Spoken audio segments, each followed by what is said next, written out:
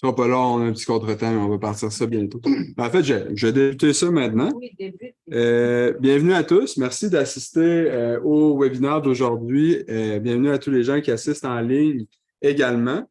Mon nom, c'est Dominique. Comme Nadia l'a dit, je suis un étudiant au doctorat sous la supervision du professeur François Pomerleau. Puis, dans le cadre de mes recherches, notre objectif principal, c'est de déployer des robots dans la neige puis de repousser les limites de ce qui est possible de faire avec la robotique mobile d'un point de vue hivernal. À ce sujet-là, on a publié un rapport de terrain sur les expériences qu'on a faites, la validation de la technologie de navigation du laboratoire à la forêt Montmorency. Donc, le but de l'objectif aujourd'hui, c'est de vous donner un résumé de l'article. Puis si je fais bien ça, bien, ça va vous donner envie de lire l'article par la suite. Donc, le titre de l'article, c'est... Ah oui, super. C'est navigation autonome. Super, ça, merci. Navigation autonome à grande échelle dans les forêts subarctiques, défis à venir et leçons apprises. Cet article-là a été écrit avec beaucoup d'aide de mes co-auteurs parce qu'un rapport de terrain de cette envergure-là, ça ne se fait pas tout seul. Puis les deux superviseurs du laboratoire qui ont chapeauté le travail, c'est François Pomerleau et Philippe Giguère, deux professeurs du département d'informatique. Le NORLab, en fait, première introduction, le NORLab, c'est le laboratoire de robotique mobile de l'Université Laval. Notre objectif principal, c'est de tester, valider, repousser les limites de la technologie de robotique mobile dans des environnements complexes. On a 3 projets majeurs au sein du laboratoire. Le premier étant avec le robot dans la neige, à gauche, c'est le projet Snow. Le but, c'est de repousser dans les environnements hivernaux. Le deuxième projet, le DARPA Subterranean Challenge, la plus grosse compétition de robotique au monde à laquelle le laboratoire a participé, qui vise à explorer des environnements souterrains. Puis on a aussi un projet connexe avec la foresterie intelligente au sein du laboratoire. La présentation aujourd'hui, évidemment, va se porter beaucoup plus sur le projet Snow. Donc, on va discuter de la navigation dans la neige. Un petit plan de présentation. En fait, ce plan de présentation-là représente exactement les sections de l'article. Vous allez voir comme un petit résumé de chacune des sections, puis à la fin de la journée ou de la présentation, vous allez avoir une bonne compréhension de qu'est-ce qu'on disait dans l'article, puis c'est quoi les leçons les plus importantes à retenir de ce qu'on a écrit. Première introduction, en fait, dans la littérature ou en 2023, il y a beaucoup de travaux il y a beaucoup d'avancées qui ont été faites en robotique mobile, notamment en conduite autonome. On peut voir en haut à gauche et à droite de la conduite à haute vitesse dans des situations complexes de dérapage qui est en train de se faire en Californie. Sinon, en bas à gauche, on a la sonde de la NASA qui a été déployée sur Mars. Donc, un système hyper complexe qui est en train de naviguer sur une autre planète en ce moment. Donc, beaucoup de belles avancées. Par contre, quand on parle de la neige, souvent, c'est un peu le mal-aimé de la robotique. Quand on voit des robots dans la neige, le stéréotype, c'est le robot qui vient s'enliser puis qui est plus capable de naviguer. Il y a beaucoup de questions qui restent à répondre par rapport à qu'est-ce qui arrive quand on fait de la navigation autonome dans un environnement hivernal. Puis en fait, dans une revue de littérature sur la cartographie et la localisation pour véhicules autonomes qui est sortie récemment, il y a 3 défis majeurs qui ont été identifiés qui doivent être attaqués pour rendre les algorithmes de navigation, cartographie robustes pour qu'ils puissent être utilisés partout dans le monde. Ces 3-là étant la gestion des environnements dynamiques, ça veut dire un environnement qui va changer, qui n'est pas statique. Au travers de l'année, par exemple, la neige qui va s'accumuler, qui va diminuer. Un environnement qui a de l'éclairage faible. En fait, il y a beaucoup d'algorithmes qui se fient sur la vision, ce qui est une bonne méthode. Par contre, ces algorithmes-là sont typiquement sensibles aux variations d'illumination. Donc, on cherche de développer des algorithmes qui sont capables d'être robustes à ces conditions-là. Puis, troisièmement, la météo adverse. En fait, on veut que nos systèmes soient capables de naviguer même s'il y a une tempête de neige puis des situations de plus en plus complexes parce qu'on ne veut pas que nos systèmes autonomes soient obligés d'arrêter de fonctionner pour des raisons météorologiques. Puis en fait, l'objectif principal, c'est de viser en plein milieu de ces 3 objectifs-là. On aimerait ça, avoir un rapport de terrain qui permet de quantifier l'impact d'un environnement ou de ces 3 éléments-là sur un système de navigation autonome. D'où sort la forêt Montmorency de l'Université Laval? J'imagine que la majorité d'entre vous connaissent bien la forêt Montmorency. C'est à 1 heure au nord de Québec. Cette forêt-là, c'est 400 km², donc c'est vraiment une énorme forêt qui est dédiée à la recherche à l'Université Laval. Donc, nous, en fait, c'est un laboratoire idéal Puis si on va prendre point par point, pourquoi c'est intéressant pour la navigation autonome?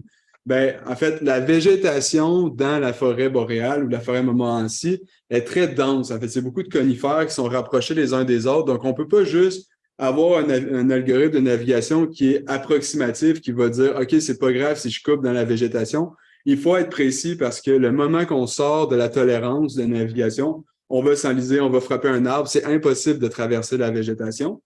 Deuxièmement, la différence d'illumination dans la forêt Montmorency est énorme à l'année. On peut voir en bas de la photo, il y a des conditions de jour qui fonctionnent bien, mais la nuit, on a des conditions qu'on va dire noir total. Ça veut dire qu'on voit absolument rien à l'extérieur. Puis il faut que notre algorithme soit robuste à ces conditions-là. Puis, dernièrement, la météo à la forêt Montmorency, c'est connu, c'est un espace en Amérique du Nord qui est reconnu pour le ski de fond parce que l'hiver dure 6 mois par année. Donc, c'est vraiment un environnement idéal pour tester dans des conditions hivernales difficiles. Une autre chose qui est importante à reconnaître avec la forêt Montmorency, c'est que ça offre beaucoup de situations différentes de navigation, disons, d'archétypes, de chemins qu'on peut prendre avec le véhicule. Comme on peut voir à gauche, il y a beaucoup d'endroits de la forêt Montmorency où on a des grosses routes ou des chemins forestiers qui sont assez larges, qui permettent aux robots de naviguer assez facilement. Puis, par contre, on a aussi des chemins beaucoup plus étroits à l'intérieur de la forêt qui sont dédiés notamment au ski de fond ou à la marche en raquette, qui nécessitent d'avoir une tolérance sur l'erreur de localisation beaucoup, beaucoup plus faible. En plus de ça, la végétation dense va venir bloquer le signal de localisation par satellite ou GNSS. Ça veut dire qu'on peut pas se fier à la localisation par satellite pour faire dans la forêt boréale. Un peu plus là-dessus un peu plus tard. Puis en fait, dans ce rapport de terrain-là, on a pris notre robot, on l'a déployé à la forêt Montmorency, puis on a fait une semaine de déploiement où on a réalisé de la navigation autonome pendant la semaine au complet. Ça nous a donné 18,8 km de navigation autonome, 4 jours de déploiement distinct avec des conditions différentes pour chacune des journées, puis un environnement qui évolue au fil des 4 jours. Puis on a défini 3 chemins que le robot devait suivre, puis on a répété au total ces 3 chemins-là 14 fois différentes. Donc, on a généré un jeu de données assez intéressant pour venir évaluer l'impact de l'environnement sur notre algorithme de navigation autonome. Donc, ça, c'est pour l'introduction. On a motivé le travail. Maintenant, on va parler un peu dans la littérature des déploiements similaires qui ont eu lieu, puis on va venir positionner notre déploiement par rapport aux autres. Donc, premièrement, de la robotique dans les régions polaires, comme on voit à gauche. Il y en a eu beaucoup. C'est une technologie qui est très utilisée parce que c'est des régions qui sont difficiles d'accès, qui sont dangereuses. On va aimer ça, utiliser des robots pour aller explorer les endroits qui sont plus compliqués d'atteindre. Par contre, ces endroits-là, typiquement, ce qui va arriver, c'est qu'on va utiliser la localisation par satellite, par GNSS, parce qu'en fait, il n'y a absolument rien qui va bloquer le signal. C'est un espace hyper ouvert. Puis, il n'y a pas beaucoup d'obstacles. Sur la photo qu'on voit, il y a une base, mais si on se déplace un peu plus loin de la base, il n'y a littéralement aucun obstacle. C'est un gros désert de neige. En fait, c'est vraiment idéal pour avoir une localisation GPS qui permet de positionner le robot sans trop avoir besoin d'algorithmes avancés qui permettent de détecter et d'éviter les obstacles autour du robot. Sinon, les algorithmes par vision, on va souvent utiliser des caméras pour enregistrer des images de l'environnement. Puis avec ces images-là, on va pouvoir localiser le robot en identifiant des points de repère dans l'environnement pour que le robot soit capable de reconnaître sa position dans l'environnement dans lequel il navigue. Il y a des travaux qui ont permis de valider la pertinence de cette technologie ou la fiabilité de cette technologie-là, surtout dans des environnements hors route, ce qui est intéressant pour la forêt. Par contre, quand les auteurs de cet article-là déployaient la technologie dans la neige, ils commençaient à avoir beaucoup, beaucoup plus de points d'échec de localisation. Puis ça, en fait, les causes principales qui ont été identifiées, c'est les variations d'illumination, comme on a déjà dit.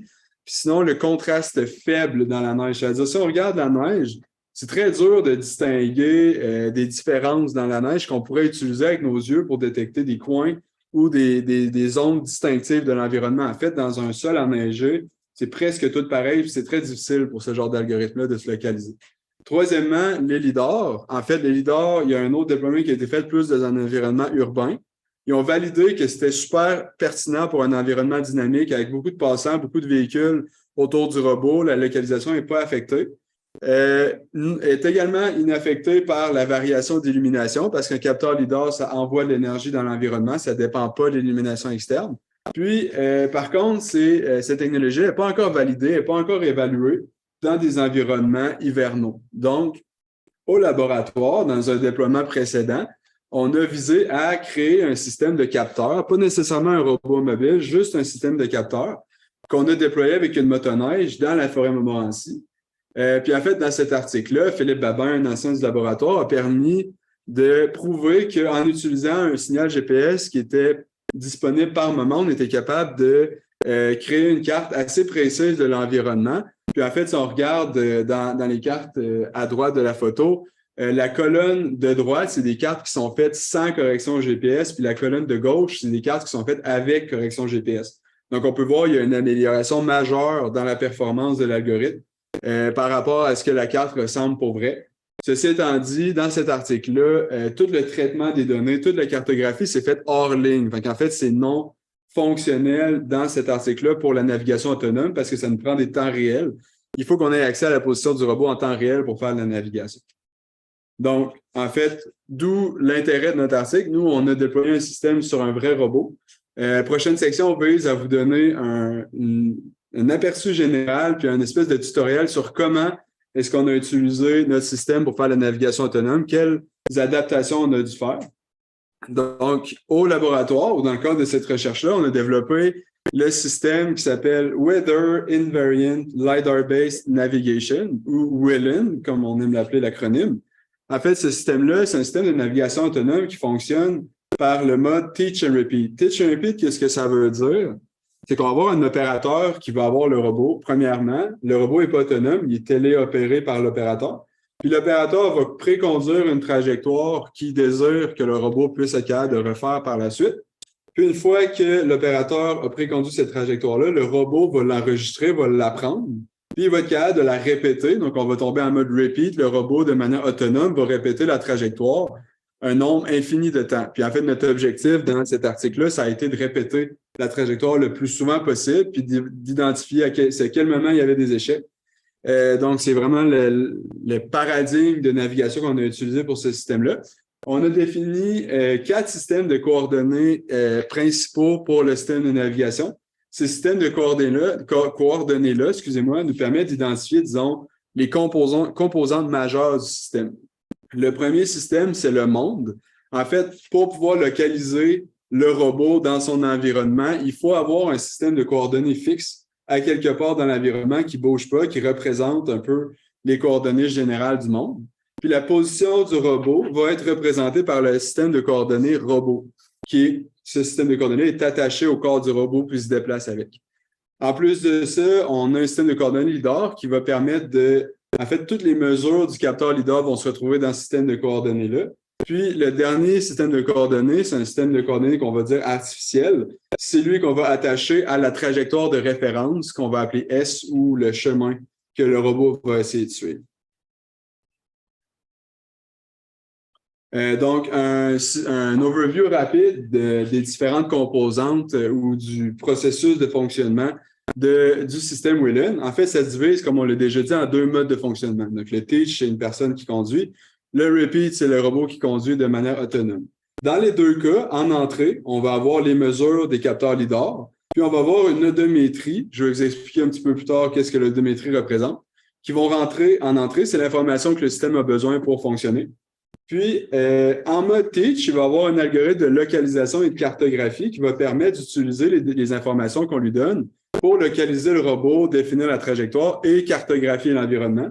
Puis en fait, en mode teach, toutes ces informations-là vont être entrées dans une base de données qui va être gardée en mémoire par le robot pour être utilisée par la suite. Après ça, en mode repeat, on va prendre les mêmes informations en entrée, scan LIDAR, odométrie, puis on va envoyer ça pour un algorithme, cette fois-ci, juste de localisation. En fait, on va prendre une carte prédéfinie, puis on va juste se localiser avec les scans et pas recréer une nouvelle carte cette fois-là parce que la carte a déjà été faite en mode teach. Puis cette carte-là et la localisation et la trajectoire de référence enregistrées dans la base de données, après ça, sont envoyées dans un algorithme de contrôle qui vont permettre de prendre la localisation du robot et la trajectoire désirée, puis ils vont permettre au robot de calculer la commande qu'il doit faire pour suivre le comportement désiré. On va essayer d'aller décortiquer chacune de ces composantes-là par la suite, une à une. Donc, premièrement, l'odométrie. L'odométrie, qu'est-ce que c'est? Sans essayer de faire le plus simple possible, c'est qu'on va prendre les commandes qu'on envoie au robot, en fait, qu'est-ce qu'on dit au robot de faire, et les mesures d'une centrale inertielle ou un IMU qui sont localisés sur le corps du robot. Puis en fonction des informations de ces deux systèmes-là, on va estimer c'est quoi le déplacement du robot en temps réel. En fait, on peut faire une analogie, c'est un peu comme si moi je conduisais le robot, je me fermais les yeux, puis je suivais le robot pendant que je le conduis, puis j'essayais d'estimer où est-ce que je me ramassais, juste à partir de ce que je sais que le robot devrait faire, même si j'ai les yeux fermés. Naturellement, un problème avec l'odométrie, si on utilisait juste ça, c'est que vu que c'est de la navigation à l'aveugle, on n'a pas beaucoup de feedback ou de retour sur l'environnement. En fait, c'est pour ça qu'on ouvre les yeux quand on conduit, c'est qu'on veut avoir un retour sur le déplacement qu'on fait en fonction des commandes qu'on envoie à notre système. Donc, pour ajouter ce feedback-là ou ce retour, on a besoin d'un capteur qui va aller prendre des mesures sur l'environnement à l'extérieur. C'est pour ça qu'on utilise des capteurs LIDAR. En fait, des capteurs LIDAR, je vous ai fait une petite introduction de qu'est-ce que c'est que ce capteur-là, qu'est-ce que ça mesure. En fait, à gauche, on a un Velodyne qui est le type de capteur LIDAR qu'on va utiliser. Ça va envoyer des faisceaux laser partout dans l'environnement sous forme de cône autour du robot. Puis ça va effectuer un balayage à 360 degrés, comme on peut voir à droite. Donc, en fait, le cône de laser va être envoyé à 360 degrés autour du robot. Puis, en fait, quand le laser va frapper l'environnement puis revenir au capteur, le capteur va mesurer le temps que ça prend la lumière pour revenir, pour estimer la distance à laquelle le mur va se trouver, par exemple. C'est des infrarouges que ça envoie? C'est des infrarouges, oui. C'est des lasers sécuritaires pour les yeux, pour les passants qui sont à côté. Mais c'est très rapide, en fait, le retour, là. Un laser, ça va revenir extrêmement rapidement au capteur. Puis en fait, ça va générer, typiquement, un LIDAR, ça va générer une trentaine de milliers de points en temps réel, ce qu'on va appeler un scan. Donc, ça va donner vraiment une image tridimensionnelle de tout l'environnement qui se trouve autour du robot, comme l'image que j'ai mise juste en dessous. En fait, que ça va nous donner comme type de mesure, c'est typiquement une image de points, comme ce qu'on voit dans la photo qui est là. Puis, qu'est-ce qu'on utilise au laboratoire? En fait, c'est l'algorithme Iterative Closest Point, qui va, cet algorithme-là nous permet de faire du recalage ou en fait replacer un nuage de points vers la position, en fait, assembler la carte en fonction des scans qu'on va mesurer avec le capteur LIDAR. Donc, la méthode de fonctionnement de l'algorithme, je vais le remettre au début, c'est qu'on a deux nuages de points qui ont une erreur, en fait, il y a une erreur de position entre les deux nuages de points.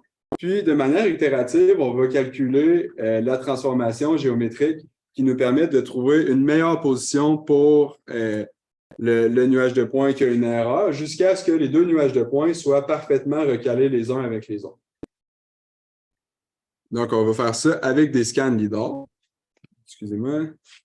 On va faire ça avec des scans LIDAR. Puis, qu'est-ce que ça va nous permettre de faire? Si on prend une petite mise en situation, ici, par exemple, on a une carte qui était les points qui sont en bleu. Puis, on a un scan qui sont les points qui sont mesurés en orange. Si on est capable d'utiliser l'algorithme ICP ou Iterative Closest Point pour calculer le déplacement, le recalage nécessaire pour réassembler la carte avec le scan orange, bien, en fait, ça nous permet de trouver la position du scan orange dans la carte, donc la position du robot en temps réel. J'ai pris un petit exemple aussi, qu'est-ce que ça donnait avec des vrais capteurs de robots, un vrai environnement. Donc, on peut voir en blanc, on a ce que le robot voit, les scans. Puis, en couleur, excusez-moi, on a la carte qui se fait assembler tranquillement, peu à peu, par les scans, par le robot. Donc, c'est comme ça qu'on va venir créer une carte de l'environnement dans lequel le robot navigue. Donc, on a cet exemple-là. Puis, cet algorithme-là, en fait, fonctionne super bien pour localiser le robot, mais historiquement, dans le laboratoire, on avait des problèmes. C'est qu'en temps réel, on n'était pas capable de faire de la cartographie d'environnement qui était, disons, pour une longueur de trajectoire de plus de 400 mètres. Quand on avait une carte trop grosse, parce que plus la carte est grosse, plus l'algorithme est lourd d'un point de vue computationnel, on n'était plus capable de naviguer en temps réel, de cartographier en temps réel. Donc, avec l'équipe, on a conçu un algorithme qui permet de faire une voxelisation de la carte de référence. Cet algorithme-là, en fait, ce qu'il fait, c'est que son but, c'est on va jamais considérer la carte au complet pour faire le recalage, on va juste considérer le morceau de la carte qui se trouve à un certain rayon autour du robot. Donc, on peut voir les points en couleur jaune, vert et bleu c'est les cartes pour chacune des 3 positions du robot qui sont chacun des cercles. C'est les éléments de la carte qui vont être considérés à chaque moment. En fait, on va avoir un algorithme de gestion qui nous permet de garder en mémoire seulement les éléments de la carte qui sont pertinents pour le robot. Puis c'est absolument inutile d'avoir l'information totale de la carte ou d'avoir l'information qui est à 1 km de distance du robot. Cette information-là ne nous aide pas à nous localiser. Donc, cet algorithme-là nous a permis, en fait, de limiter le temps de calcul pour l'algorithme de cartographie. Ça veut dire que, en théorie, tant que l'espace mémoire nous le permet, on peut avoir un algorithme de navigation qui va sur des centaines de kilomètres. Puis là, maintenant, le problème, c'est l'autonomie de la plateforme qui ne nous permettait plus. Mais on est content avec ça. Nos algorithmes suivent la route. Ensuite, pour le contrôleur, donc c'est beau de se localiser, cartographier l'environnement, il faut quand même être capable d'envoyer des commandes au robot pour que le robot soit capable de répéter les trajectoires de manière autonome. Comment ça va fonctionner? C'est qu'on va utiliser le chemin de référence, puis une localisation, si on regarde le schéma d'en dessous. Ça va nous permettre, avec un contrôleur, de calculer les commandes nécessaires pour que le robot ait un comportement qui va venir suivre la trajectoire de référence ou le chemin qui est en rouge, en fait. Donc, notre objectif, c'est vraiment d'avoir une loi mathématique qui nous permet, en fonction de la localisation puis de l'objectif, de calculer les commandes nécessaires pour que le robot fasse ce qu'on veut qu'il fasse. Dans cet article-là, on utilise un contrôleur qui s'appelle orthogonal exponentiel. Ce contrôleur-là, c'est un contrôleur assez simple qui est sorti en 2017. Les gros avantages de ce contrôleur-là, c'est qu'il est faible en temps de calcul, puis il est assez robuste, en fait, pour beaucoup de conditions. On a utilisé le contrôleur parce que ça limitait le temps de calcul nécessaire. Puis, en fait, on a vu qu'il était très fonctionnel pour l'environnement dans lequel on naviguait. Puis, comment il fonctionne? C'est qu'on va prendre le robot à sa position actuelle, on va calculer la projection orthogonale du robot sur la trajectoire de référence. Puis, en fonction de cette information-là, avec l'angle actuel du robot, la projection orthogonale, on va calculer une fonction exponentielle qui nous permet de faire converger le robot sur la trajectoire. Puis, cette fonction exponentielle qui est en bleu à côté du robot, ça devient l'objectif que le robot va essayer de suivre. Puis après ça, on va donner ça à un contrôleur PID simple qui va faire suivre le robot sur la trajectoire en bleu. La trajectoire en bleu est régénérée à chaque instant que le robot navigue, en fait, à chaque pas de temps de navigation du robot. Donc, je ne vais pas plus en détail sur le contrôleur. Les buts importants de se rappeler, c'est qu'on a réussi à faire de la navigation autonome avec un contrôleur relativement simple, mais robuste. Donc, par le fait même qu'il est simple, il est robuste à beaucoup de conditions complexes. Par la suite, en fait, là, on a parlé du système. Maintenant, on a déployé le système dans l'environnement. On va regarder quelques résultats intéressants qu'on a observés au fur et à mesure de notre déploiement. Donc, premièrement, la plateforme expérimentale. J'imagine que plusieurs d'entre vous l'ont déjà vu une couple de fois. C'est le ClearPath Warthog qui appartient au Norlab. C'est une plateforme qui navigue d'un point de vue qui a une géométrie de navigation skid steer. En fait, qu'est-ce que ça veut dire? C'est que contrairement à un véhicule routier comme on est habitué, les roues avant du véhicule sont impossibles de les tourner, en fait. Les roues avant et arrière ne vont pas tourner, mais en générant une différence de vitesse entre les roues à droite et les roues à gauche, on va créer un effet de cisaillement qui va venir faire tourner le véhicule sur lui-même. Donc, c'est comme ça qu'on va tourner. Cette géométrie-là est intéressante pour la navigation en route parce qu'elle est très robuste. Puis en fait, le robot est capable de tourner sur lui-même, ce qui est très intéressant parce que si on se ramasse coincé à quelque part, bien, on va être capable de déplacer le robot sur lui-même. Deuxièmement, autre facteur intéressant, c'est que c'est un robot de 500 kg. C'est rare les déploiements qu'on voit dans la littérature, que c'est des robots pleine échelle qui sont déployés puis qu'on a évalué. Souvent, c'est des modèles réduits. Donc, nous, on l'a fait avec une vraie plateforme du poids environ d'un VTT. Les capteurs qu'on a utilisés, c'est un RoboSense RS32, donc un leader à 32 rayons. Un Xsense MTI-10, qui est la centrale inertielle qui mesure l'orientation du robot. Puis, on a ajouté 2 antennes GPS M-Lead Reach RS. Ces antennes GPS-là, on ne les a pas utilisées activement pour la navigation, mais ils sont importantes pour quantifier la performance des algorithmes de navigation. Ensuite, à la forêt même, on a généré, comme on a déjà dit, 3 chemins distincts. Donc, dans la photo, à vol d'oiseau, on voit en bleu Et en mauve, c'est deux chemins qui vont relier les points d'intérêt du garage et d'une zone qu'on appelle la cabine, qui est un petit chalet dans le bois. En fait, c'est deux chemins alternatifs. Donc, notre but, c'était d'avoir deux chemins, un qui est plus simple, puis qui est en mauve, puis un qui est un peu plus compliqué dans des chemins plus étroits, un peu plus abrupts, qui est en bleu. Puis enfin, on a un chemin à jaune. Ce chemin-là est dans les routes forestières, donc beaucoup plus ouvertes, donc beaucoup plus facile à naviguer. Puis à droite, on a l'image, en fait, c'est le dénivelé du terrain sur lequel on a navigué. Puis en général, ce qu'on peut dire, c'est qu'on n'a pas monté des montagnes extrêmement à pic avec ce déploiement-là. On a resté dans du terrain relativement plat avec des petites collines en montée. Ensuite, pour la météo, donc sur ce graphique-là, les points en vert, c'est les moments dans la semaine où on a réalisé les teach, en fait. C'est là qu'on a enseigné chacune des trajectoires, c'est les points en vert. Puis chacun des points en rouge, c'est un répétage de trajectoire à des moments différents. Le code de couleur, qui est un peu les barres verticales, représente le code météorologique qui a été observé par une station météo située dans la forêt. Ce code-là, en fait, ce qu'on peut voir là-dessus, c'est que à certains moments, on était sous la pluie, puis à certains moments, on était sous la neige. Donc, on est vraiment chanceux. On a eu un cocktail météo assez diversifié au travers de la semaine. Donc, ça nous a permis d'évaluer le système dans plusieurs conditions différentes. Finalement, la courbe en gris représente la température. Puis en fait, là où elle va changer de direction, c'est le point de zéro ou de congélation de l'eau. Puis on peut voir que dans la semaine, ça fluctuait énormément.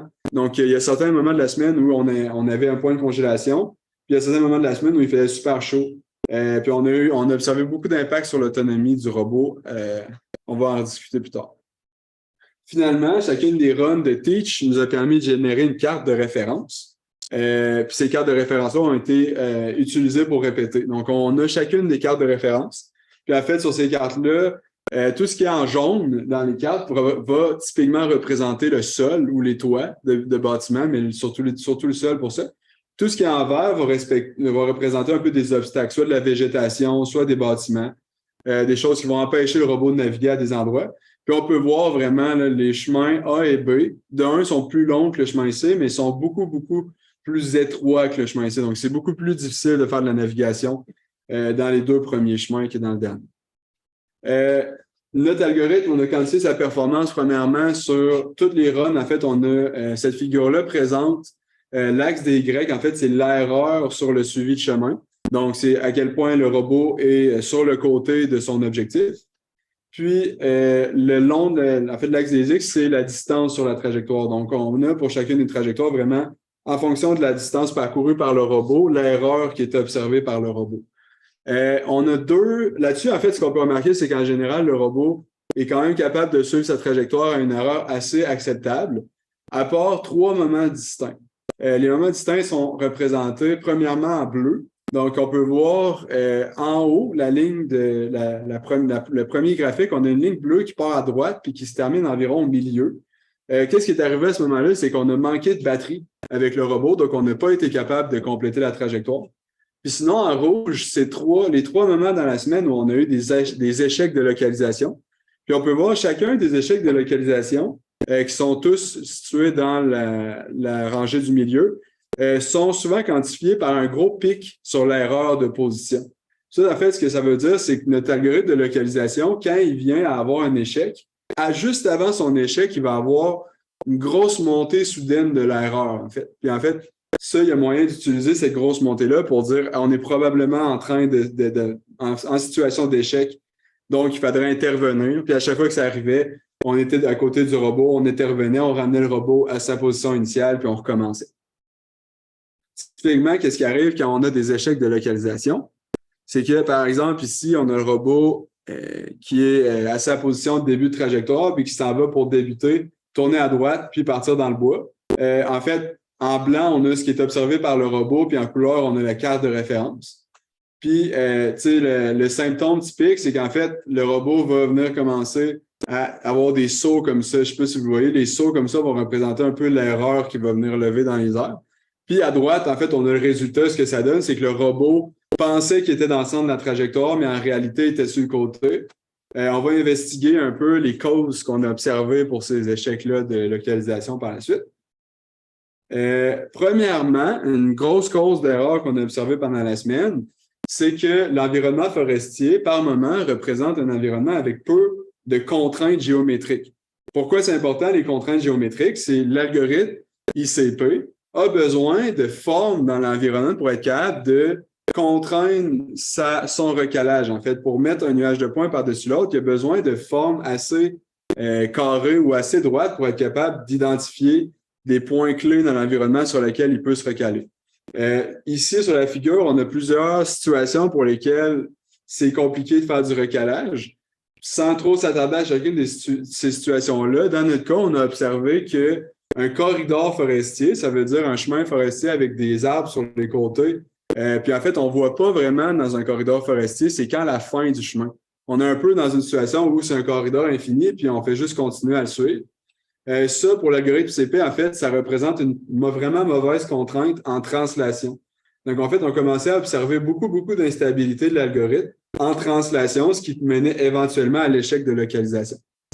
Si on reprend les cartes de référence, pour illustrer cet effet-là, chacune des cartes de référence ici a une carte de couleur qui va représenter l'incertitude de localisation du robot en translation. Donc, en fait, exactement la direction qui est difficile à contraindre.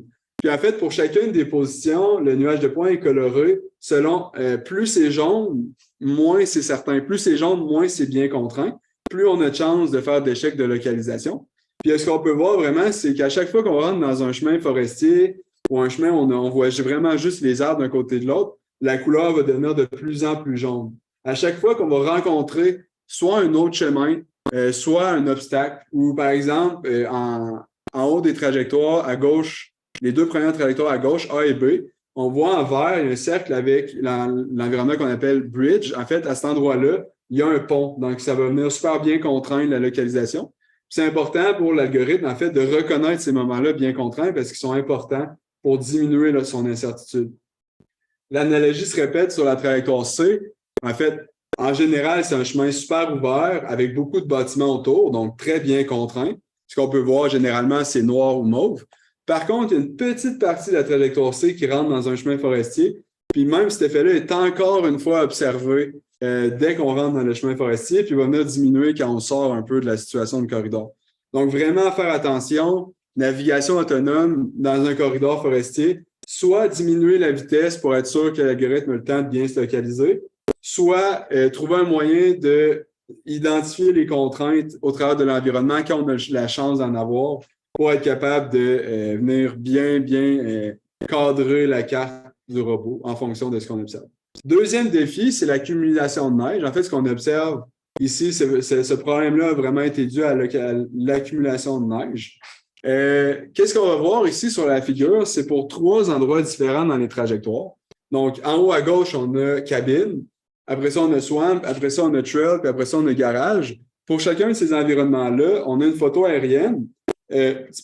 Excusez-moi. Puis ensuite de ça, en bleu, on a la trajectoire, la carte de référence. Donc, ça veut dire qu'est-ce que le robot va utiliser pour se localiser.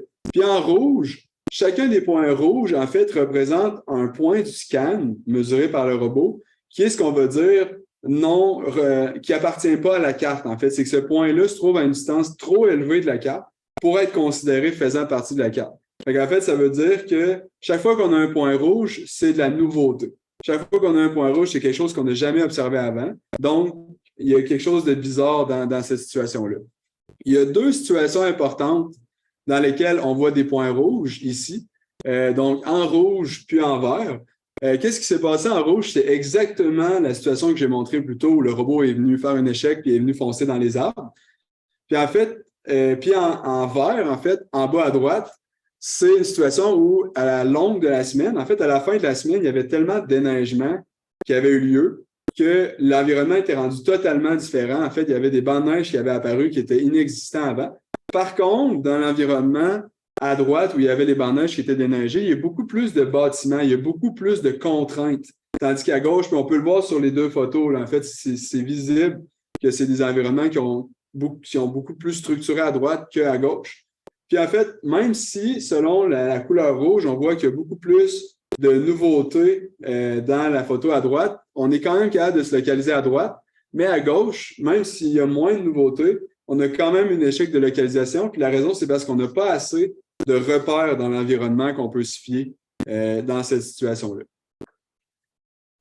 Ensuite, j'avais parlé du GPS. On va venir quantifier la performance des GPS dans l'environnement pour montrer la pertinence, en fait, de l'algorithme de navigation par lidar.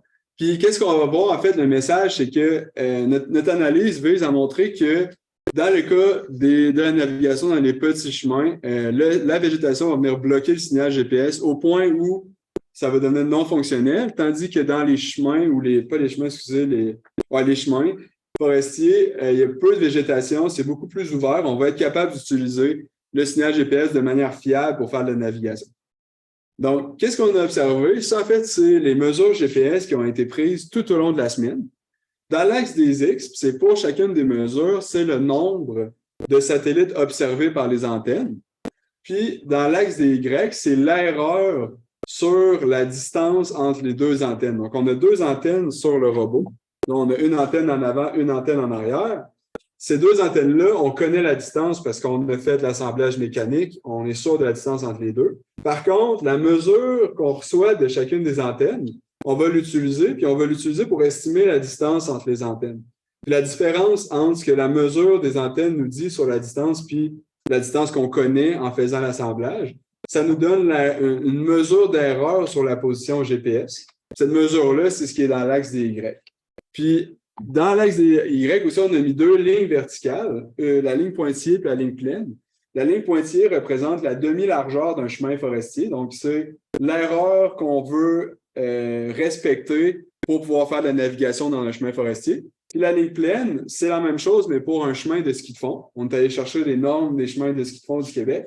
Puis, en fait, ce qu'on veut, typiquement, pour faire de la navigation autonome, c'est de respecter le nombre d'antennes GPS et d'avoir assez d'antennes GPS pour pouvoir avoir une erreur inférieure à la demi-distance d'un chemin de ski de fond. Comme ça, on peut naviguer n'importe où. Donc, ce qui nous a donné, en fait, la séparation rouge et bleu, c'est séparé par un nombre de satellites observés qu'on appelle le nombre de satellites critiques. Donc, à partir du moment qu'on voit, dans ce cas-là, on a une moyenne de 17 satellites et demi observés. La raison pourquoi on a 17 satellites et demi, c'est parce que chacune des antennes observe un nombre de satellites différents. Puis ce nombre critique-là, en fait, on peut dire, si on a plus de satellites que le nombre critique, c'est sécuritaire. Si on en a moins, c'est pas sécuritaire. Par la suite, on a pris cette analyse-là et on l'a mis sur la position GPS actuelle du robot dans chacune des trajectoires.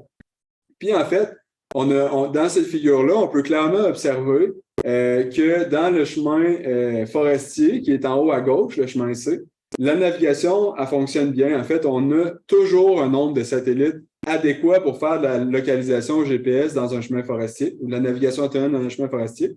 Par contre, ça se corse plus quand on va venir aller dans les chemins A et B ou les chemins de ski de fond. Ça va arriver souvent à ce moment-là qu'on va avoir une perte de signal. Puis les pires endroits de perte de signal, c'est là où on a une perte de connexion ou la distance avec l'antenne de référence est trop élevée. Donc, en jaune, on a une antenne fixe qui nous permet de faire la localisation par GPS qui va communiquer avec l'antenne mobile sur le robot. Ce signal-là a une certaine portée. Puis en jaune, c'est la portée du signal pour les 3 endroits des antennes fixes. Puis on peut voir que là où on a un peu un trou de signal d'antenne fixe, on a vraiment une erreur qui devient plus élevée sur la localisation. Donc, très important, penser à la position de nos antennes fixes pour faire la localisation GPS, c'est hyper important. Puis on peut voir aussi que les antennes fixes qui sont dans le bois ont une portée beaucoup moins élevée que les antennes fixes qui sont dans les chemins forestiers. Donc, une autre chose à prendre en compte, une autre variable qui ont fait la planification de nos déploiements. Finalement, la partie la plus intéressante, selon moi, du déploiement de terrain, c'est les leçons apprises. En fait, c'est qu'est-ce qu'on a, c'est quoi les gros messages importants à retenir de nos expériences à la forêt Montmorency. Donc, premièrement, en fait, des leçons de terrain, parce qu'on a déployé, puis il y a des choses qui ont l'air pas trop scientifiques, pas trop mathématiques à expliquer, mais que nous, en fait, ça nous a quand même affecté dans nos déploiements, puis qui sont importantes à prendre en compte. Premièrement, tout l'équipement statique qu'on utilisait, on a des stations totales pour mesurer la position du robot, on a des antennes GPS fixes, comme on vient de dire. Ces équipements fixes-là, si on les fixe sur la neige, bien, avec le temps, ils vont venir caler lentement dans la neige, ce qui va venir affecter leurs mesures. Donc, en fait, quand on va venir positionner ces équipements-là, il faut prévoir une surface dure pour que l'équipement statique soit bel et bien statique. Deuxièmement, dans la photo, un petit peu la troisième photo sur la rangée, on tentait souvent de naviguer dans de la neige extrêmement profonde. Puis, en fait, la mobilité du robot ou le comportement du robot est extrêmement affecté par la neige profonde. On aura un risque d'enlisement. Puis, en fonction de la vitesse qu'on commande au robot, le retour qu'on va avoir, le vrai déplacement du robot va être extrêmement faible. Donc, c'est un élément intéressant, un point de recherche important à développer pour la suite. Puis, troisièmement, en fait, vous avez vu qu'on a eu une panne de courant dans les essais. En fait, cette panne de courant-là a eu lieu quand il faisait très froid à l'extérieur. Puis, ce qu'on s'est rendu compte, ou ce qu'on savait déjà, mais on ne savait pas à quel point c'était élevé comme effet, la température hivernale, du moins pour des batteries à acide plomb, a un impact énorme sur le budget énergétique accessible par le robot.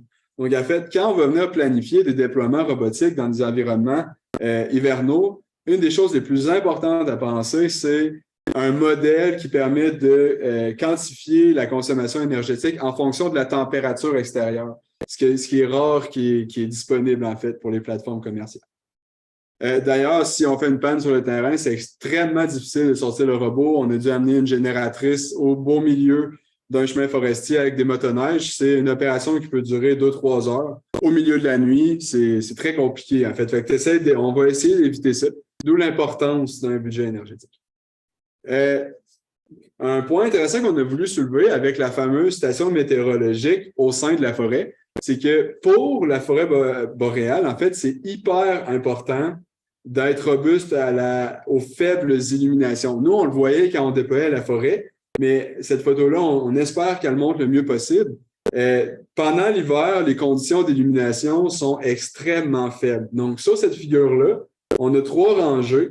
La rangée identifiée D représente la semaine du déploiement qui a eu lieu en mars, fin mars, début avril.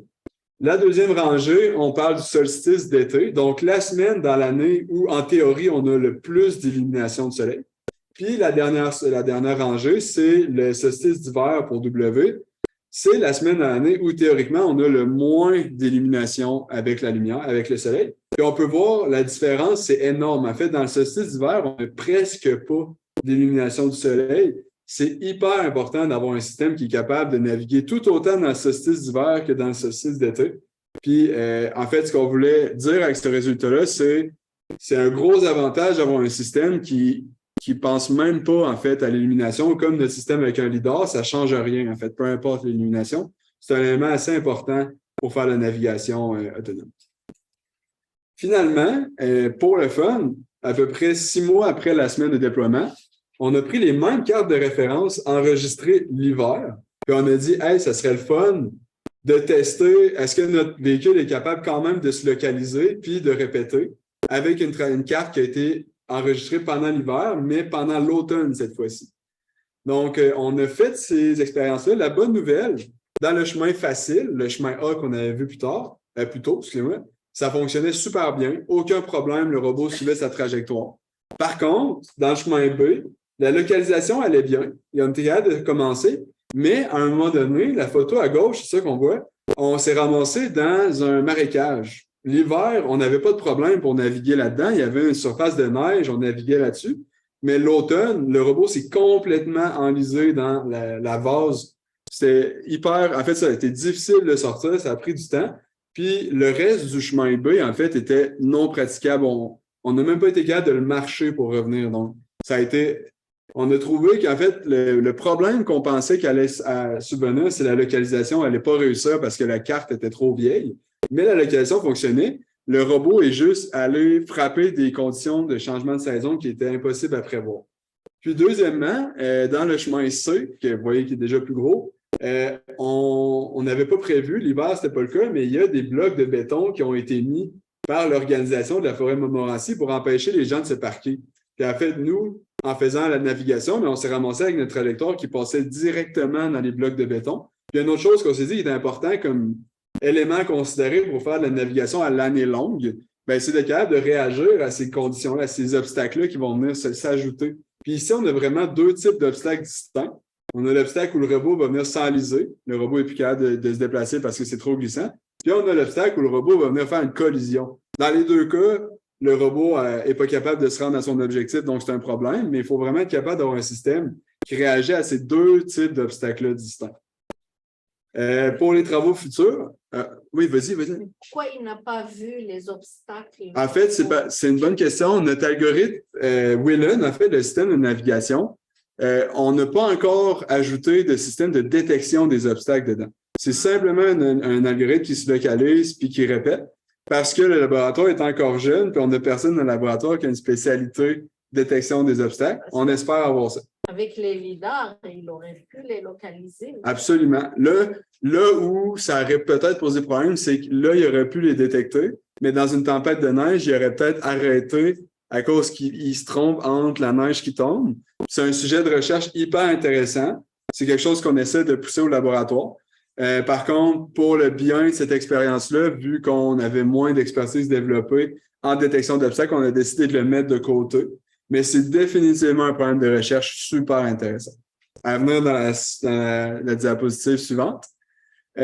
Donc, grâce à ce rapport de terrain-là, c'est un peu un point charnière pour le NORLAB ou pour les projets SNO. Ça tombe à la fin de la première phase du projet SNO.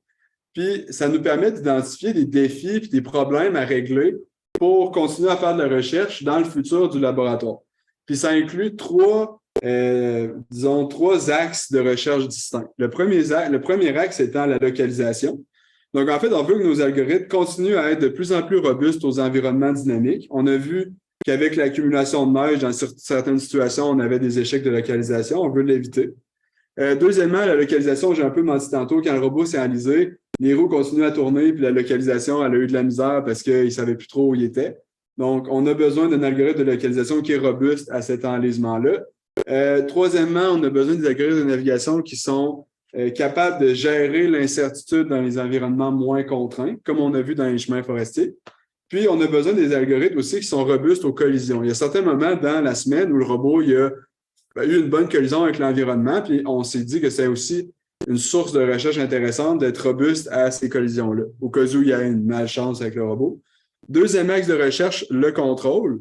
En fait, on veut développer des algorithmes de contrôle ou qui permettent de contrôler le robot qui sont plus robustes aux environnements plus escarpés puis plus déformables. Donc, en fait, notre but, c'est de prendre ce rapport de terrain-là puis aller dans des environnements encore plus compliqués, encore plus à pic, de la neige encore plus profonde.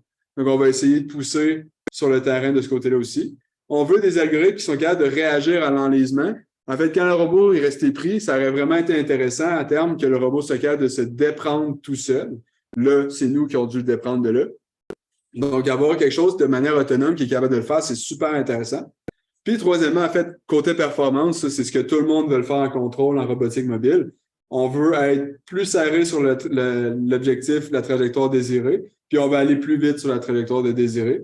Donc, en fait, nos systèmes, on continue à les améliorer pour qu'ils soient de plus en plus performants de ce côté-là. Puis, dernier axe de recherche qui va commencer à évoluer dans le laboratoire, c'est la planification. Mais en fait, dans cet axe de recherche-là, bien, on veut anticiper l'enlisement, comme on voit là, ou même les obstacles qui sont dans l'environnement. On veut les anticiper et les éviter, pas nécessairement foncer dedans. Puis, on veut être capable de réagir aux événements multisaisons, comme on a détecté, des nouveaux obstacles, le chemin qui est différent, un arbre qui va tomber. Il y a beaucoup d'événements qui peuvent arriver. On veut être capable de réagir à ces événements-là. Puis aussi, on veut ajouter un budget énergétique du robot. Quand on planifie ce que le robot va faire, il faut être conscient que le robot a assez de batterie pour le faire. Sinon, on va le recharger. C'est un problème hyper important pour être capable de déployer des robots de manière robuste et fiable dans le terrain, en fait. Donc, c'est les prochains objectifs du NORLAB pour les 5 à 10 prochaines années, du moins pour la navigation dans la neige, avec d'autres beaux projets qui sont en train de se développer. Voilà.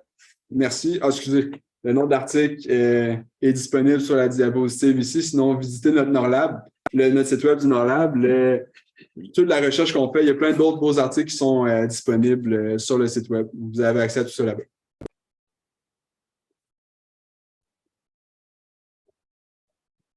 beaucoup, Dominique. Alors, L'heure est aux questions, s'il vous plaît. Alors, moi, je vais regarder s'il y a des questions en ligne, mais vous pouvez poser vos questions. Ouais.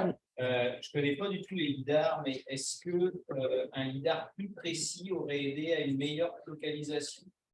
Oui, certainement. J'imagine quand même que il détecte les arbres sur les côtés. Est-ce qu'il n'y aurait pas moyen de dire cet arbre-là est très particulier, je suis capable de le repérer dans ma carte? Je ne sais pas. Ben, c'est en parallèle. En fait, nous, de notre côté, on ne fait pas de recherche pour créer des nouveaux lidars, donc on a moins accès à ça. On prend plutôt les lidars commerciaux, les meilleurs disponibles, puis on essaie de voir l'impact sur la performance de l'algorithme. Mais oui, certainement, il y aurait plus de performance de localisation, probablement plus de robustesse si chacun des points observés par le lidar sont vraiment bel et bien exactement situés à cet endroit-là dans l'environnement. Certainement, parce que les cartes qu'on fait sont généralement bonnes, mais disons à 80% d'exactitude. Il y a beaucoup des points qui sont dans la carte de référence qui sont inexistants dans l'environnement aussi. Donc, on a un avenue de recherche dans le laboratoire où un étudiant essaie de quantifier la performance ou de caractériser beaucoup de capteurs lidar différents. Il commence son doctorat, donc il n'y a pas encore d'article disponible, mais il travaille là-dessus activement. J'ai peut-être une petite question. L'impact du vent, vous n'avez pas. C'est une très bonne question. En fait, vu qu'on est dans la végétation dense, ça nous donne un peu ce service-là. Le vent, il est moins fort, en fait. On a un autre article, si tu veux, je pourrais te le transférer, ça peut être super intéressant, qui démontre, en fait, sur le Grand Axe de l'Université Laval, qui, cette fois-là, est un corridor de vent, Grand Axe. Il y a certains moments, puis c'est vraiment difficile pour nous de trouver des données dans ces conditions-là, là, parce qu'il faut. Ça arrive une fois par journée, une condition de blizzard aussi intense que ça. On a montré avec des données qu'on a prises qu'une bourrasque de vent va venir causer un échec de localisation sur notre algorithme de cartographie dans cet article-là. Puis ce qu'on démontre dans l'article, c'est qu'en fait, il y a très peu de recherches dans l'état de l'art qui va aller chercher ces conditions-là, les plus extrêmes de bourrasque où on voit absolument rien. Typiquement, ça se limite à quelque chose où on prend notre auto puis il n'y a pas de problème. On est tous capables de naviguer là-dedans en conduisant. Un des objectifs qu'on a identifié avec ça serait de générer un jeu de données dans des conditions les plus compliquées possibles, puis de les quantifier, puis de se distinguer avec ça. Oui? Moi, j'avais une question. Justement, ici, tu utilises la méthode du petit channel pour la navigation. Ouais. Est-ce qu'il existe avec les mêmes capteurs d'autres méthodes de navigation autonome? Oui, il existe il existe la navigation complètement autonome. On pourrait dire à l'algorithme, disons, il est au garage. On lui définit un point 20 km au nord. On dit rends-toi au point 20 km au nord. Puis le robot part dans l'environnement, puis il essaie d'explorer par lui-même. En fait, donc là, ça prend le côté détection d'obstacles, caractérisation du sol devant le robot. Mais le robot va partir, puis il va explorer l'environnement de manière complètement autonome, puis il va essayer de trouver lui-même le chemin pour se rendre à l'objectif. Je te dirais que, en fait, c'est deux paradigmes. Le TeachMP, ce qu'on fait, c'est qu'on simplifie le problème. Pour nous, le but, c'était de quantifier l'impact sur le contrôle et sur la localisation. Puis le TeachMP était super pour nous parce qu'on partait direct à le faire. On essayait de ne pas faire le système complet, en fait. On essayait de garder ça le plus simple possible. Puis aussi, pour beaucoup d'applications sur le terrain, le TeachMP fonctionne. Si ton but, c'est de faire de l'inspection d'une zone, c'est de faire du transport de matériel d'un point A au point B, il y a beaucoup de tâches, en fait, où on va commencer de nos jours à automatiser, qui sont réglées par le TeachMP. En fait, que c'est correct qu'il y ait un opérateur qui conduise en premier puis qui définisse lui-même la trajectoire, tant que le robot se capable de le faire 1000 fois par la suite de manière autonome. Fait qu'en fait, on a juste décidé, pour simplifier notre problème, pour avoir trop gros, de commencer là. Mais il n'y a rien qui dit que ça ne serait pas intéressant éventuellement d'avoir un robot qui va explorer des environnements qu'on n'a jamais pu aller et puis qui fait de manière complètement autonome. Au DARPA Subterranean Challenge, le système qu'on a développé permet de faire ça, entre autres.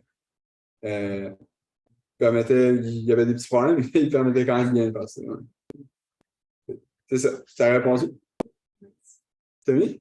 J'ai une question sur au niveau, quand vous faites votre localisation, mettons, la partie odométrie qui va arriver du véhicule de la nuit va être vraiment constant comme quand vous faites vos sorties. Est-ce que, mettons, que dans des milieux qui sont plus moins reconnaissables, que, mettons, que la partie odométrie pourrait comme dominer Ouais. le lidar, mettons, pendant une partie, puis Ouais. comme aider à... Si à plus long terme, ça pourrait être quelque chose d'intéressant. C'est sûr qu'en fait, je viendrais challenger ton idée un peu de Ouais, ce côté-là. c'est C'est ça, que dans une zone ouverte où on n'a plus de contraintes géométriques, typiquement, cette zone ouverte-là, ben, on a le signal GPS. Fait qu'en fait, Ouais. le morceau, l'algorithme intéressant à Le faire, flash comme la zone de transition, maintenant. ben, en fait, si on est capable d'avoir un algorithme de cartographie qui est capable de collaborer avec une navigation GPS, un peu comme l'article de Philippe Babin que j'ai montré plus tôt, ben, on a le meilleur des deux mondes. En fait. C'est ça qui est intéressant avec c'est qu'on va chercher là où, mettons, ICP fonctionne mal dans un désert de neige, ben, le GPS fonctionne super bien dans un désert de neige. En fait. Donc, on essaie d'aller chercher le meilleur des deux mondes, mais il y a aussi d'autres systèmes, comme le système que tu dis, qu'on appelle plus dead reckoning. Ça veut dire on va se fier aux commandes à l'aveugle pour se dire le robot se ramasse là. Puis il y a beaucoup de systèmes de cartographie ou de navigation autonome qui vont utiliser ça comme, disons, dernier recours. Tu sais, je me rappelle au DARPA Challenge, il y avait des robots quadrupèdes, puis il y avait des endroits dans l'environnement où il y avait beaucoup de fumée. Le robot, en fait, à ce moment-là, il rentrait en mode odométrie. C'est parce que de toute façon, tu vois rien. Donc, le robot avançait très lentement en se fiant à ses commandes seulement, jusqu'à ce qu'il voit l'environnement de l'autre bord. Donc, En fait, les solutions commerciales peuvent faire comme plus de fusion, mais comme dans le fond, aussi quantifier ce que vous faites, il faut mettre comme un barème, comme quelque chose de constant qui fait que ça serait la zone de travail. Ça serait un élément très intéressant à travailler d'un point de vue ingénierie de système, comment que on est capable de faire un switch ou de transférer de mode de localisation à un autre, puis dans quelle situation on veut le faire. Pour les reconnaître.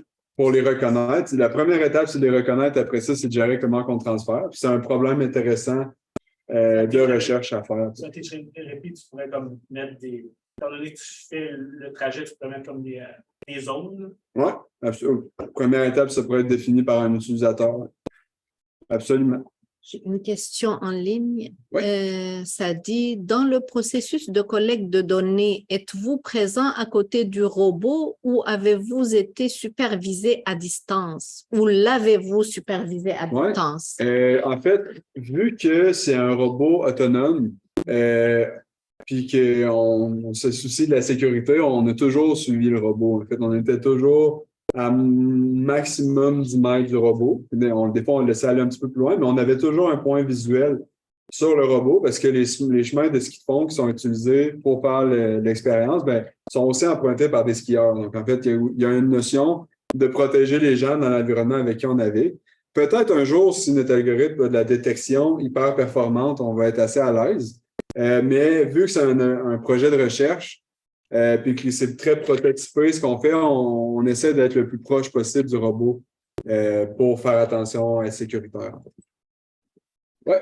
Pour suivre avec la précédente question, le fait que vous étiez présent à côté du robot durant la collecte de données, est-ce que vous ne trouvez pas justement être dans les nuages de données de cartographie à chaque fois? C'est une bonne question. Puis on a passé quand même du temps pendant la semaine à se voir. Là, puis comment ça fonctionne, c'est que ça laisse une trace derrière le robot. Donc le robot avance, puis il va me voir.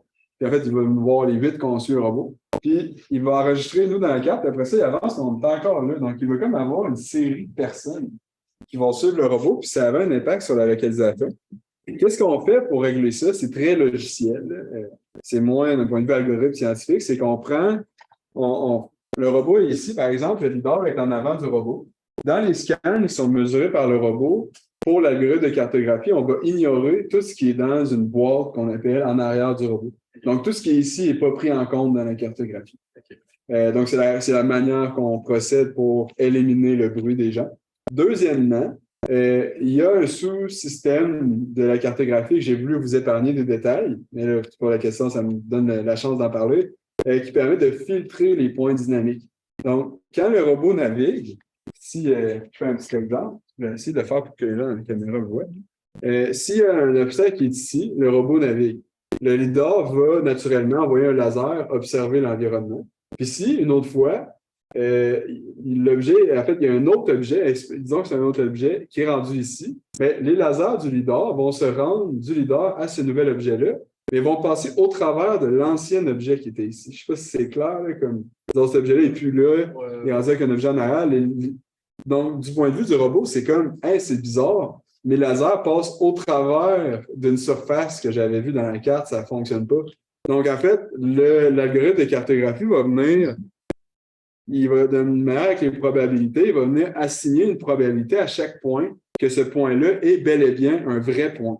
Puis quand, en fait, le laser traverse l'environnement de la carte, puis il va venir trouver une mesure plus loin, la probabilité que ce point-là est inexistant va monter un petit peu.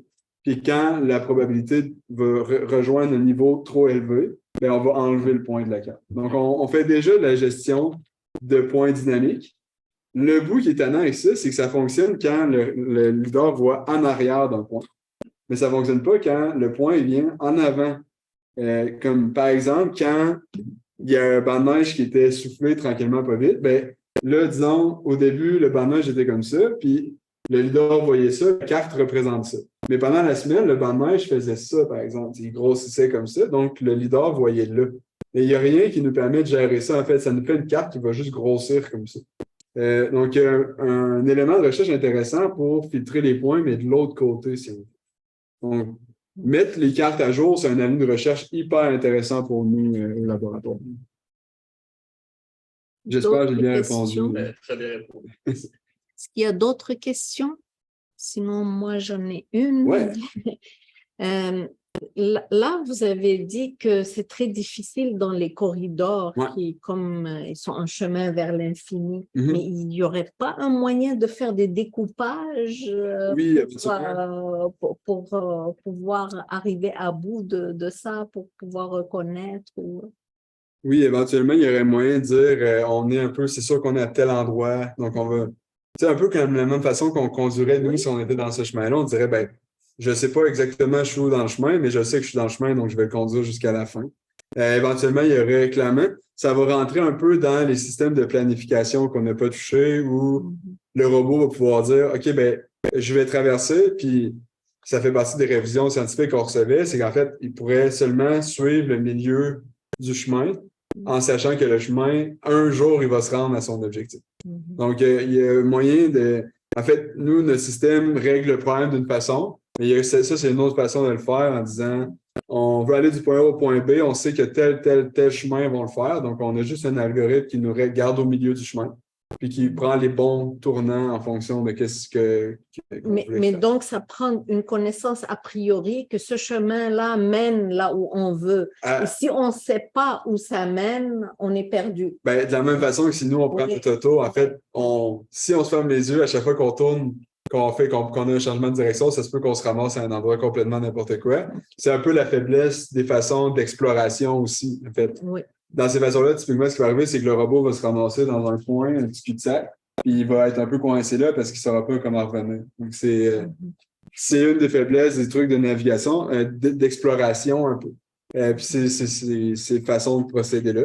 Mais ce n'est pas non plus une façon qu'on ne peut pas faire. Ça fonctionne aussi. Mais avec le teach and repeat, si je suis déjà passé par là, tu le sais donc maintenant. Je le sais maintenant. Ouais. OK, c'est bon. Sinon, des fois, avec les cartes, là, je pense qu'il y aurait peut-être de la recherche à faire sur prendre une carte GPS ou une carte quelque chose qui permet de détecter à partir de la carte les chemins où ils vont mener. Est-ce qu'on ne peut pas, comme tu as dit tout à l'heure, prendre le meilleur des deux mondes, prendre ce teach and repeat, mais à la fois détection d'obstacles et tout Absolument. ça, et donc profiter ou alors à la fois ça et des cartes, des connaissances qui sont déjà établies. Absolument. Oui. C'est en fait la raison pourquoi on ne fait pas ça, c'est qu'on n'a pas encore eu le temps. Donc, ça fait partie des choses super intéressantes. C'est pas parce que c'est pas pertinent de le faire, on a 24 heures dans la journée, donc on essaie de faire le mieux du système qu'on peut. On sélectionne, mais après ça, c'est définitivement des points d'ajout ou de recherche qui vont être à investiguer plus tard. C'est une bonne question. Est-ce qu'il y a d'autres questions? Sinon, on va remercier chaleureusement Dominique pour cette belle présentation.